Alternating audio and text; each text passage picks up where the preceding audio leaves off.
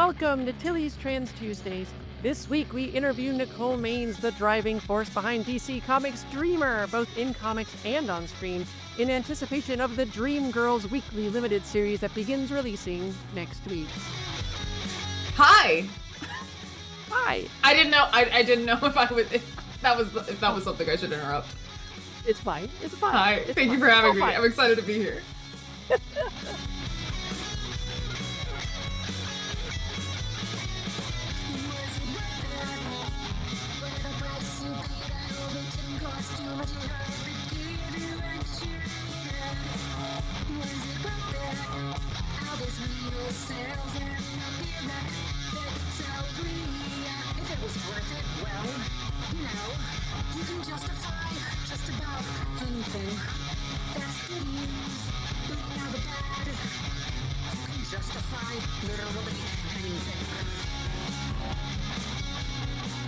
Hi, I'm Tilly Bridges, your host, and I'm joined by my writing partner, my best friend, my wife, our token cis representation, my own real-life dream girl, Susan Bridges. Hello. Our guest this week, as you gathered from the intro because you are great at paying attention, is actor and writer Nicole Maines, who played TV's first trans superhero Dreamer on the CW Supergirl show, and you've also seen her in Bit, Yellowjackets, Clean Slate, and more. She is the author of It Gets Better, Except When It Gets Worse, and Other Unsolicited Truths I Wish Someone Had Told Me, and is the writer of multiple comics for DC, including Suicide Squad, Dream Team, Bad Dream, A Dreamer Story, and is the co-writer of the Justice League Intergalactic Special, which was so good, and the upcoming Dream Girls limited series. Welcome, Nicole. Hi. Thank you for having me. I'm very excited to be here. Okay, well, before we get into talking about Dreamer, I wanted to ask you a question about acting, because I want to get your thoughts on this, as I talk so much on this show about representation in media. And what is the landscape like for you out there as an actor trying to find roles? Because the things I've heard from my other trans actor friends is pretty grim. Yes. So I did an interview last year, I think, with The Wrap, and they were asking me specifically about the declining state of trans rep in Hollywood and media. And they were asking me, well, Nicole, have you personally felt that as a trans actress? And I'm like, well, I'm definitely getting less auditions. It's not because is it because I'm trans, or is it because the state of the industry is such that we have gone through COVID, fire, strike, another strike, like the collapse of the streaming industry, the collapse of streaming, like it's, and given the keys to the kingdom over to people who I think have demonstrated that they do not have the best interest of the people that actually populate said industry at heart. Yeah. And so what did we think was going to happen? Oh, surprise, surprise. Everyone's losing their jobs. How many artists are just got fired at Disney? Like, it's so, like, and this is true of politics. This is true of so much in the world right now. Like, what did we think was going to happen? Surprise, surprise. It's not a game. Right? So the state of I've been doing auditions, but I haven't been booking. I talked to a friend of mine who's a very successful actor, and he was like, I haven't booked in a year and a half. And he's straight, cis, white, successable man. So it's all of us. It's, I think there's, but then the, intersectionality comes into it. And I'm sure that the hireability or unhireability is exacerbated by the feeling of studios and productions not wanting to do a stunt casting, or not wanting to pull a headline or pull the ire of the administration or Fox News. And it's become such a thing now that I've heard writers saying, oh, I've had producers tell me that script's great, but this gay character needs to be straight because it's just not the time. And so we've been told directly that we can't put a trans character in something, that we can't say the word trans because it's a bad word, and it's just it's so awful. We've allowed this to become like a debated, politicized thing, as if it should even be a discussion. It's just right. Human rights aren't a debate, but no, pizza toppings are a debate. Completely. Yes. Yeah. Well, let me ask you, on the times that you do see roles come up that maybe are specifically for a trans character, how have Hmm. those been? Have they been Fairly good. not It's great? been a second. Really? It's been a Okay, yeah. second since I've gotten a role for a trans character. Most of the stuff I go up for is cis characters now. Right. I don't see a lot of trans characters, not nearly as much as I used to. Yeah, in my annual reports on trans rep that I've been doing, it's just been declining and declining every single year. And the number of jokes at our expense has been going up and up and up. Last year, there were more jokes than trans people on screen, and that was so not cool. So yeah, Especially because it's they're hard. not funny. And there's a way to They're do it. not funny. They're I like the like laziest joke. Those I pronoun don't jokes, understand it. especially. I don't Oh, understand it. Like being yeah. trans is so f***ing funny. And Right? it's so stupid, and there's so many parts to make fun of. How do you keep missing the iceberg of material to make fun of? Don't understand it. There are, like, I've seen trans stand-up comedians do some really good trans jokes, Really and they're good. not I've seen punching some down at cis us either, stand-up comedians do Yeah. really good trans jokes. They're rare, but I've seen a few. There was Yeah. this great one I saw. It was a cis black man, and he was talking about one of his mates had just transitioned and was like, his name was Tommy, and he was coming up, and I just knew he was gonna say Tammy. And I just knew. And he comes up and he goes, I want to be Lavender. He goes, Tammy, I don't know how I feel about calling a white woman the color purple. And he was like, that was a long setup, but I like the payoff for that. And I was like, that's how you do it. That's Yes, something I exactly. like. I like the color purple. That's funny. Because we do be choosing some shit like lavender. We do. Yes, it's true. One thing about us, if we can sound like someone's great aunt, we'll take it. Yes, yes, there's a trend, let's say. Okay. For you, what has been the best thing about transitioning? I like looking in the mirror. Oh, isn't it amazing? It's fun. I love it when I'm having a good hair day, good outfit day, good makeup day, and I'm like, Yeah. and the planets align and all the pieces come together. I'm like, I can't believe people didn't want this to happen. I Yeah. can't believe there was anyone who voted nay on this. Could you imagine? I could not. No. Look at the material.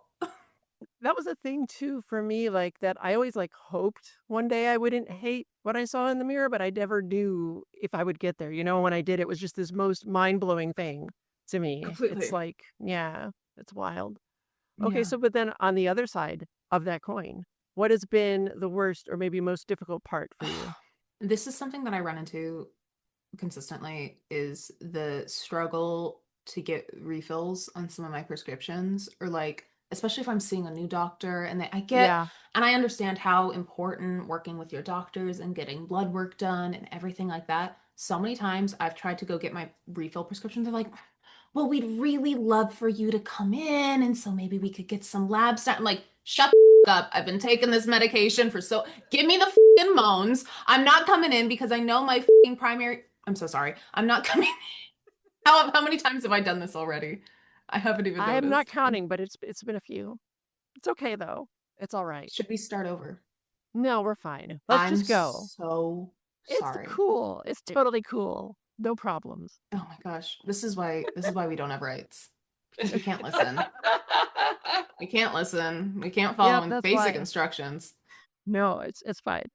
I'm so sorry. I'm just like, give me my meds. I'll let you know if something's going on. It's Yeah. really frustrating. It's been really rough. But like with my endocrinologist, I have had a string of really rough experiences where they're like the first one I had was working on 30-year-old info and refused to update Yeah. his mind about anything I sent him. It's such a fight. And like I know some trans friends have trans endocrinologists, and I'm just like, what must that heaven be like? Oh my gosh. Well, Yeah. even for my second surgery, go for my revision surgery, going to a trans surgeon, I was like, Yeah. oh, oh, luxurious. Yeah, right? Wow. Who knew it could be so nice? I know. Well, for me too, my primary care doctor is never in the office. And Mm.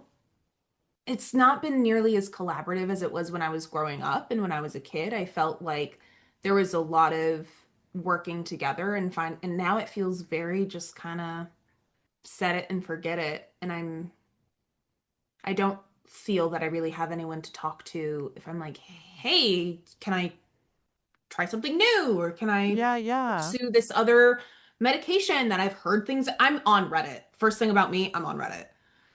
I'm in the trans tag. I'm like, so There's a lot of good progesterone? info What's on the Reddit Yeah. about a lot of stuff. Yeah. Yeah. Well, yeah. I've been on the progesterone kick recently, as that's been my journey, as I've been trying to navigate that. Yeah. That's another one. Like, my doctor keeps trying to keep me on like really low doses of it, even though it's like so safe and it works so well. And they're like, well, it's anecdotal. I'm like, everything's anecdotal because you don't do studies on us. Just Completely. listen to Oh, us, though. wake that up. Please, can we talk about you don't do studies on us. You don't know. We know because We we've been know. talking. I was telling my cis boyfriend about the different, and they're like, well, is that safe? Well, the doctors usually, they prescribe a certain amount. I'm like, let me tell you first thing. They don't know what they're talking about. They don't know. Forget it.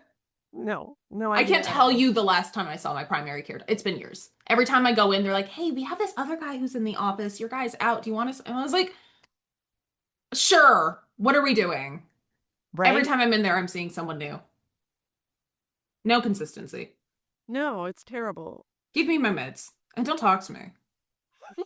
Actually, don't look at me.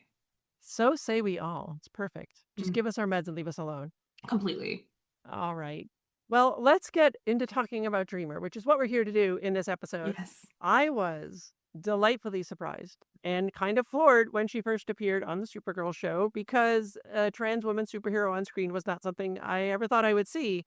And, she wasn't a victim of violence or a trickster or a sex criminal. She avoided all the terrible tropes. And Completely. I think I said this to you when we first met on an SDCC panel a few years ago, but like it meant so much to me to see you playing her every week at this like good representation of what trans women can be. And then there was like this cute, nerdy boy who thought she was hot. And he was True. like, oh, trans? No problem. No Hit it. problem. I was way into Hitting it. Dreamer and Brainy. They were great. I had problems with some of it because it felt a lot of the time that both of us, and I think partially for Brainiac 2 being an autistic coded character. Yeah. I think both of us fell into the like kind of infantilized character and we became like the kids of the show. I was like, these are both grown adults. Yeah. There should be no reason why we're like holding hands in this scene. Yeah. Like, can I? That's fair. This is a hot green man. Can I kiss him like an adult would? And they're, oh, you'll know there's a significant increase in the 6th season after we found out it was like, hey, we weren't going on to 7. I walked in and I said, okay, so the pussy bows and the little buttoned up Mayflower looks, the girls are going to be featured players, paid actors, each one. And there's a significant increase in the amount of Dreamer cleavage in the last season of the show. Because I was like, everyone else gets to be hot and sexy and grown up. Yeah. Why do I have to be like the innocent, pure like, no. She's worked so hard for these breasts. Right? I want to put them on TV. Relatable. Ugh. Yeah, I wonder if part of that was their fear of not wanting to over-sexualize a trans woman, which Yes. happens so much, but you can go too far in the other direction, then we don't feel Completely. real. Yeah. People get so self-conscious about our sexuality. People get so sure do. self-conscious. I was talking to Abigail Thornton about this recently, another trans actress, and she was saying that they're too afraid to. I just totally lost my train of thought. I'm so sorry. What were we just talking That's about? okay. We were talking about paid actresses. They're afraid of our sexuality. They infantilize us. She said something really good, and I thought about it, and it just, dang. Being trans is a curse. That's the pull quote from this episode. If there's any. Turns out if it's a mental illness, I got it. What were we? It was so good. She was saying, we were talking, because I was telling her about it. Whatever, it doesn't matter. The point is, they get so self-conscious about, oh, that's what it was. We don't want anyone to, My It's good. mind is a Yes, labyrinth. it's fine. I thank God I can't have children. I would never impart this on another living soul. This is a nightmare. But we don't want like anyone watching the show at home, casual 8 p.m. on a Sunday to be like, wait, I feel something about this trans character. What's happening to me? What Can't does have this that. mean? Am I Yeah. something? Does that mean that I'm gay? I can't be that because of the church. Like, Yeah. Yeah, it's terrible. How much input did you have? Like, so like you got things changed a little bit like on season 6. And am I correct that there weren't any trans writers on staff? Mm-mm. They care. I mean, it only really came up like once a season. Let's be honest. There's always like there'd be an episode and it's like, okay, we'll call Roxy Wood, the roommate, we'll bring her in and we'll like, we'll have a trans episode. Yeah. Which was always good because I wanted to see Roxy. And we loved to hang out. But they would like, they'd call Nick Adams at GLAAD and we'd run through they'd try to fill the room with other people who could proofread. And then they'd Sure. always ask me, and hey, Nicole, what do you think? And I kind of, should I have been paid as a writer? Who knows? But they were really, I could tell they cared and they gave a crap, which was, nice to see. That's a step up from a lot of But- cis writers. Yeah, Sure. yeah, but I Yeah. think specifically in season 5, we had this big episode where Nia or Dreamer was confronted by a transphobe who exactly what we were just talking about. Yeah. Ooh, hot new superhero, found out she was trans and like had a trans panic moment. And that was, for a lot of reasons, a really good episode. And we made sure like the statistics that it was a little after school special, but Mm-hmm. what's that meme where it's like talking to trans people about gender and it's like Socrates and then it's like talking to cis people about gender and it's like playing with Yes. blocks. Yes. Yeah. So I was like, it was a little after school special, but I was like, okay, I get it. We're not gonna go back to Compton's and all this stuff, which I wish we had. But we had like exact statistics to the date of filming about like the mortality rate and what what it's actually like to be a trans person and Yeah. calling out like, no, Supergirl, the police are not going to investigate the assault of a Black trans woman. Like, Sure aren't. Yeah. I wish though that episode had first of all not been B story because it was promoted as kind of the story and then it was the secondary storyline of that episode. I think it was important enough and interesting enough and compelling enough that should have been the main story, and I frankly think it should have been the only story of that episode. If I could Especially go when back, you never see that. You never see Never see episodes of that. any show like that. No. that should have been like a full 40 minutes of Dreamer going Rambo. We love to see that. And that's what Suicide Squad was. That was me. I was Yeah. like, this is what I wish we had done. I wish she was pulling people into the shadows. I stand by. I think she should have. I think with the storyline with the overarch of season 5 of kind of like doing the like, oh, Lena Luthor's going bad and ooh, why are all Supergirl's friends turning? I think Dreamer should have killed him. I think she was Metal. well within her right to been like, oh, no, I'm not going to leave this clear psychopath to the US justice system, Supergirl. I'm gonna have my little vigilante moment and have a valid crash out. Because at that point, she'd also deserved it. How many times had Brainiac broken up with her by that point? She deserved to snap somebody's neck if it wasn't going to be his. It Poor girl. feels a little adult for Supergirl's tone, but it would have been great. And that's the note I kept getting back. They were like, Nicole, why do you keep coming to set with gallons of fake blood? I'm like, just to have. Just like as an option. No reason. Just in case. Completely. You never know when you're going to need it. Completely. Look, Yeah. I'm a genre girly. Same. Okay, so, well, here's something kind of wild that you might not know, but we have a friend who was writing some DC books years ago, and this was before Bad Dream had ever been announced. And I had mentioned to him that I would kill to write for Dreamer and maybe bring her into the comics. And he actually sent out some feelers and tried to check with the editors. And that's when I first heard back, something's already going on with her. I didn't hear that you were involved, but that somebody was already doing something. And then Bad Dream was announced. And I everything. am so happy to hear that there was interest from somebody besides myself. That makes me so happy.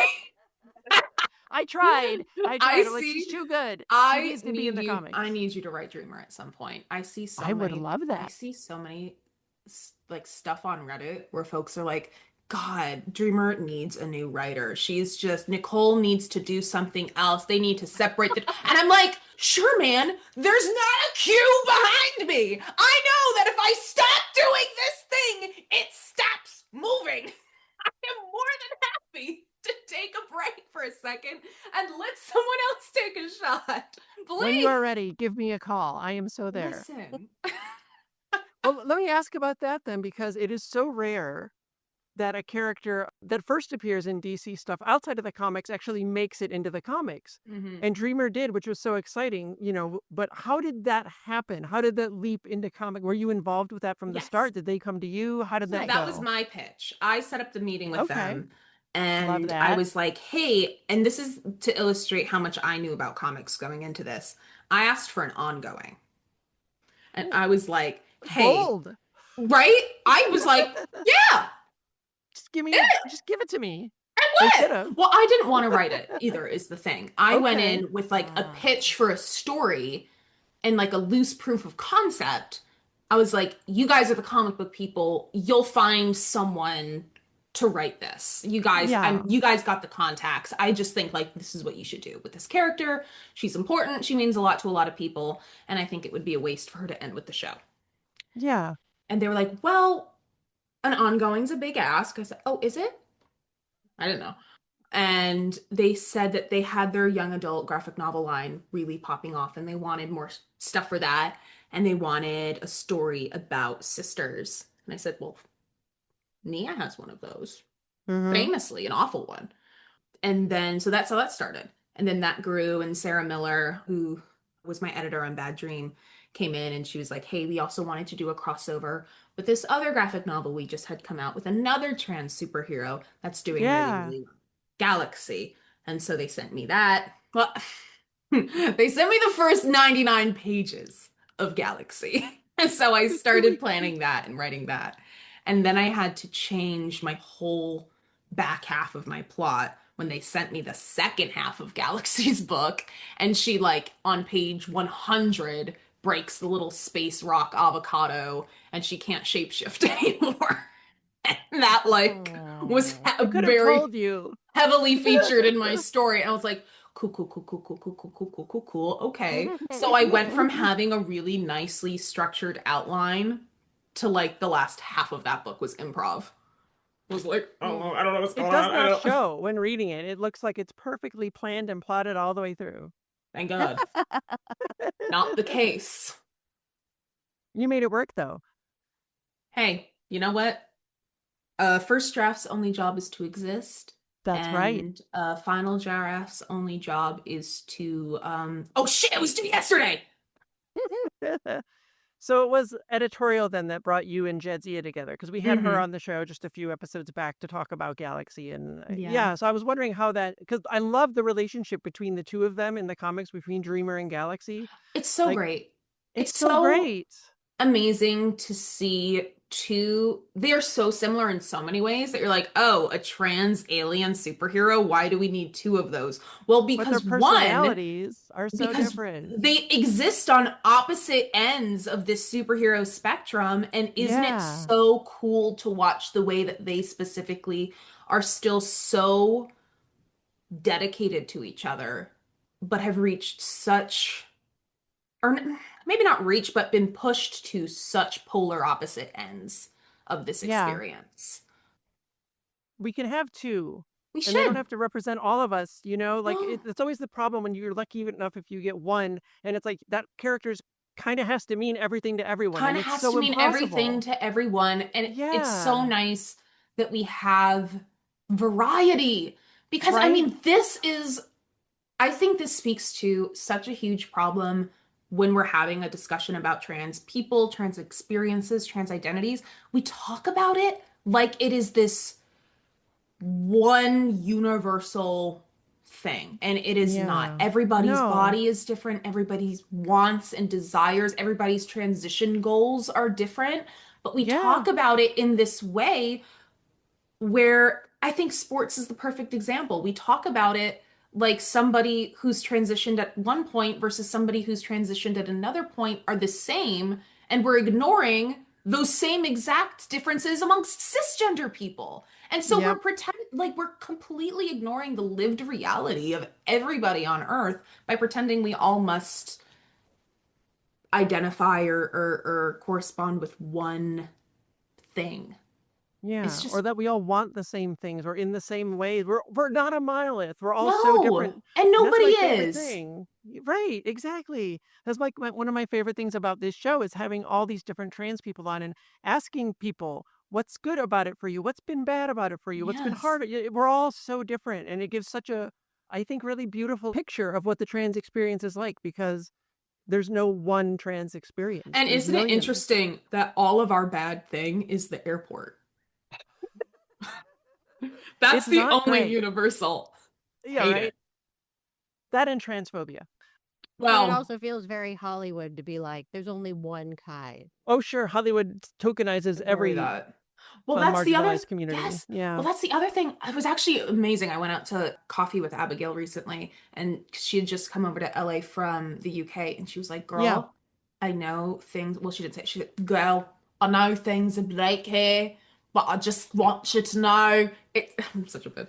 Um, she was like, "I just want you to know it is so much worse, or it could be so much worse. There is one role for the trans girls, and we're all fighting for it, and we all have to step over each other's dead body to get it.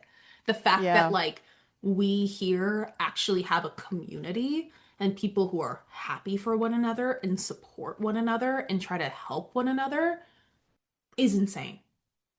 At least that's Yeah. as she was talking. And I was like, oh, yeah, because it's just something I think maybe we take for granted, our sense of community and our but it's nice. And I think that's the thing that I love about Galaxy and Dreamer too, is getting to see the way that we show up for each other in comics, because I do think it's really special. It really is. And it's another thing that we don't get hardly any of. So it's really this like unique Yes. unicorn to get to see it. And it's Well, God beautiful. forbid there be two trans people on the same show and they're Can't have not going that. to be in the same scene. That's just unrealistic. That's just what? Why would there be more than one? That's not. We don't all know each other or anything. No, that's completely the thing. It's like, ah, Dreamer and Galaxy? How dare you assume they know each other? Obviously, they've been best friends for years, but it's so transphobic to assume. Right? I was like, they're like, oh my God, so unrealistic that there's more than one gay person in a show. That's so. I'm like, Yeah. when I was in college, I was in a like suite with I wouldn't see a straight person for days. Like I. The dream. We had one girl in our suite who was a med student, so she was always locked in her room studying, who was just sweet Jane, straight cis girl. She'd come out and we'd go, don't scare us like that. Oh my gosh. We were in gay sanctuary. We didn't know. We weren't prepared.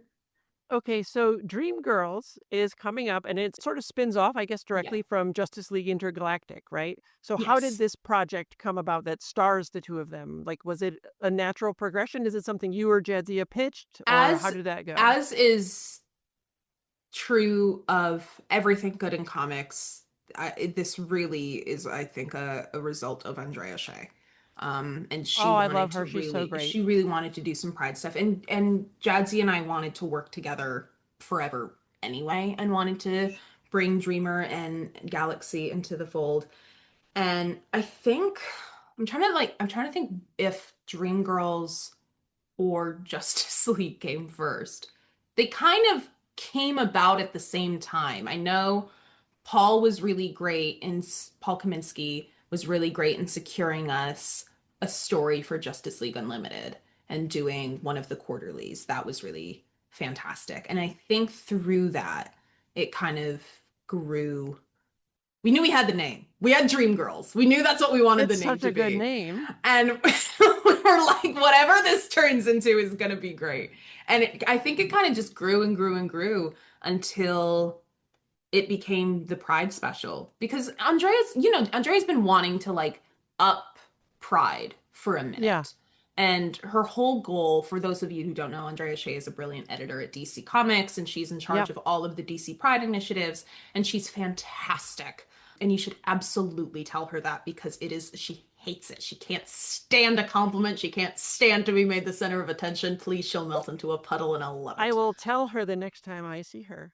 Definitely. Oh, I'll say, Nicole said I should tell you how amazing you and are. all the she's listeners correct. should do it too. All the listeners should go on Absolutely. Blue Sky and blow her up.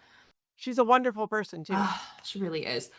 Yeah. Her whole goal has been like, I don't want to sequester queer characters to just the month of June. I want DC's queer community to feel present throughout the year, because we're not just gay in Yeah. June. Who knew? Exactly. We only remember in June, but we are subconsciously queer the rest of the year.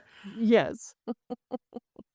And so that was how that kind of came about. And then the fact that last year's Pride anthology was the first one that like had a through storyline kind of. We were still doing these little different anthologies and bits. And so this is kind of the next step in that, is a proper rooted in canon story that we've still managed to get that feel of that kind of anthology feel, because we have so many different queer artists coming in and doing these little vignettes as Dreamer and Galaxy pop from one dream to the next. Each one is a new DC Justice League character kind of origin story, and it's in the style of that feels kind of quintessentially that. So we go to Themyscira That's and we really have Nicola cool. Scott do just beautiful Themysciran Amazonian art that was featured at the end of Justice League Intergalactic. The preview was in there. Yeah. And then after that, I don't know how much I can spoil, but after that, we kind of do like we go to Gotham, and we're kind of doing a little bit like a Batman animated series kind of feel. Oh, we have so many good ones. We go, I don't know how much this is June. This comes out May. This will come out the last Tuesday of May. So like a week Tuesday of before Dreamgirl starts. Okay. Yeah. I don't know how much I can.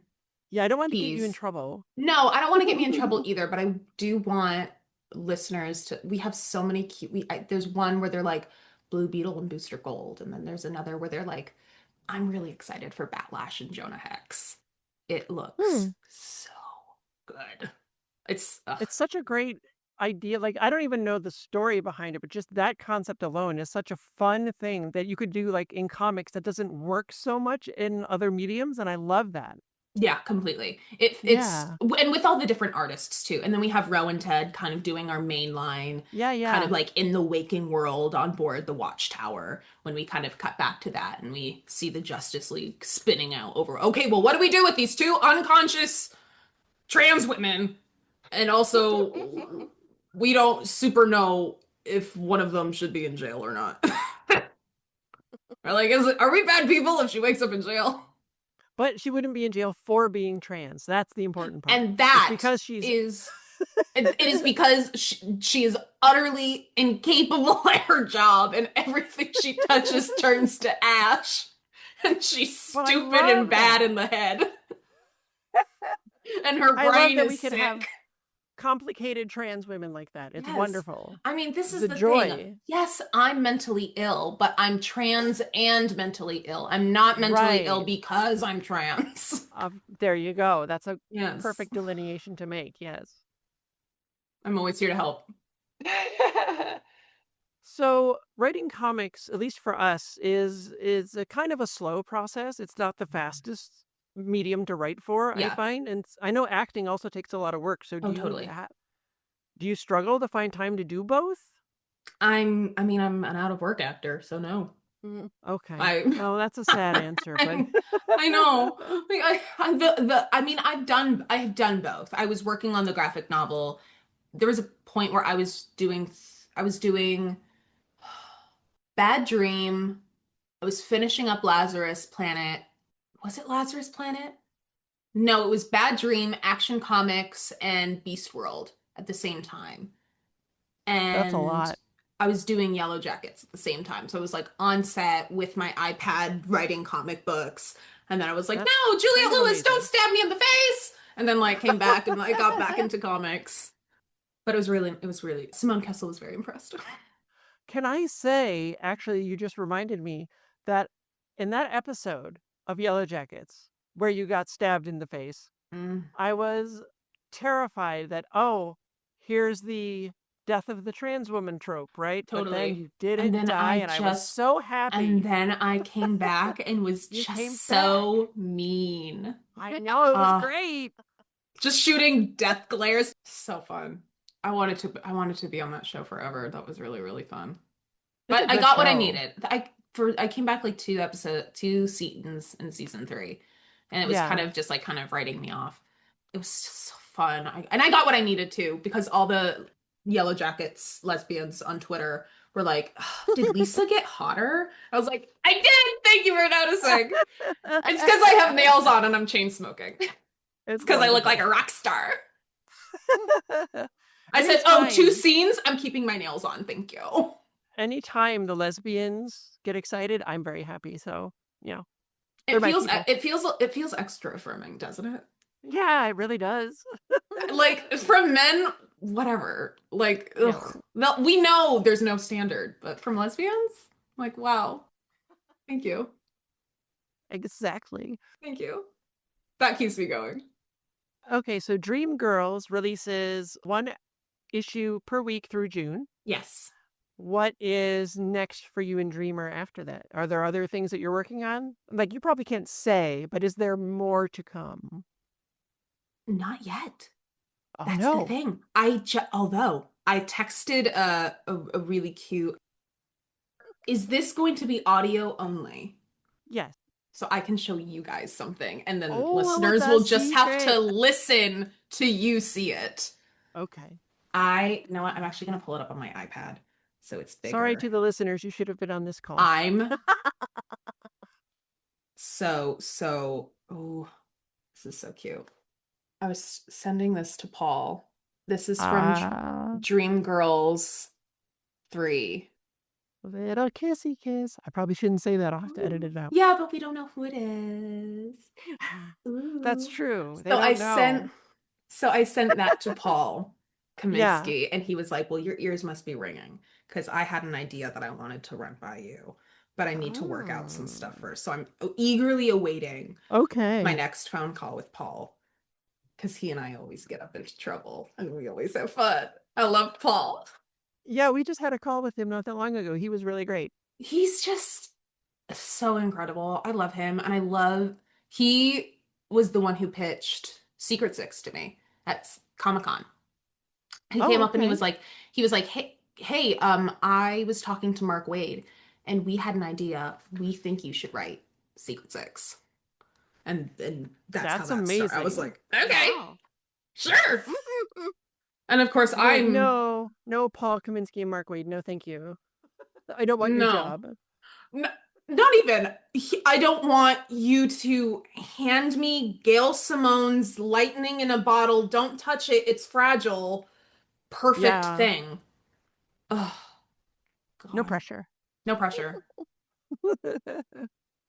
Okay. Well, I need to, unfortunately, make it a little weird for a second. Okay. Because despite all of the signings and panels that we have done together and the SDCC DC Comics parties that we have hung out at, there is something that I haven't had the guts to tell you, but I'm going to do it now because it is important to let people know the impact they've had on you. Okay. Oh, so there are a handful of trans women, writers and artists who were really, really important to my own journey and believing that I could do it too, that I could transition and still have a writing career. And they were like lighthouses as I weathered the storm and found my way to shore. And I thanked them when I came out publicly, and I thanked them in the back of my Matrix book, and I thanked them when they've come on this show. And you are one of those few. So thank you for being so visible and showing me that I could be myself and have a creative career, and for all that you've done for the community. It means so much. We are so happy and thankful and better to have you. No. We are so happy you're here. We're so happy to have you aboard. Well, it's my favorite team I've ever been on. I have been trying to get like a proper DC Pride panel at Comic-Con. I want it to be like you, me, Andrea, Jadzia. Like, I want to get everyone up there and like just have a gay old time. I think we deserve it. I feel like We DC Pride do. is popped off enough that we could get us all up Yeah. there.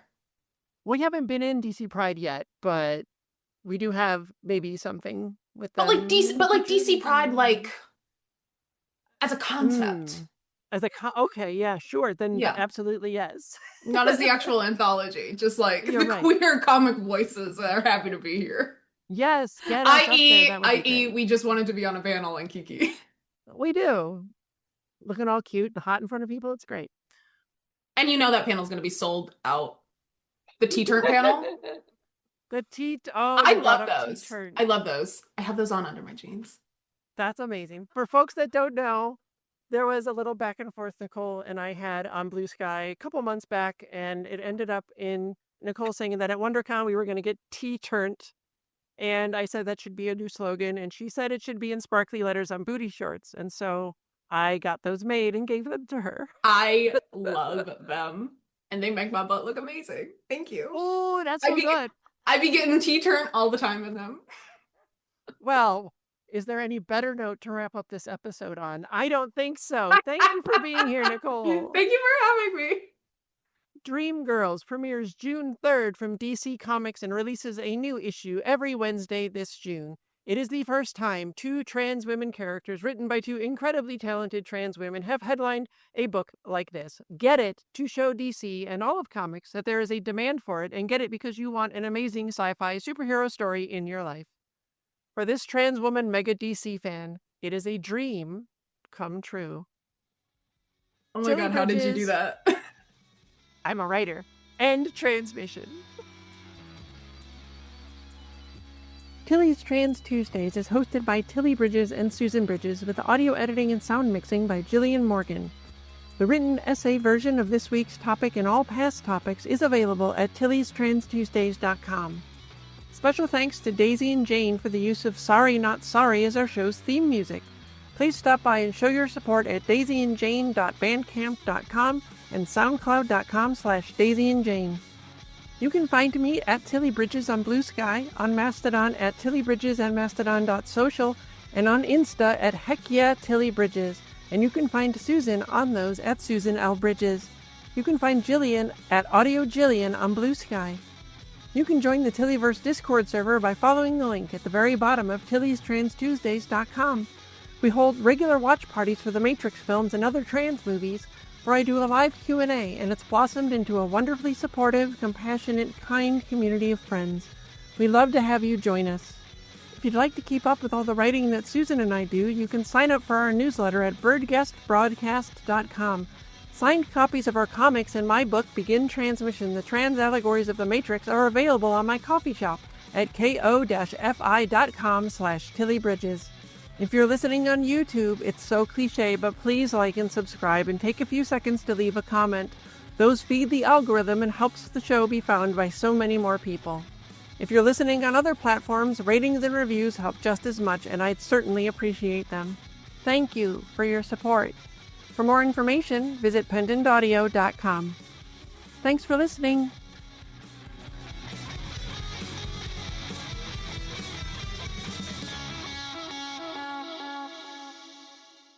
Cool. Okay.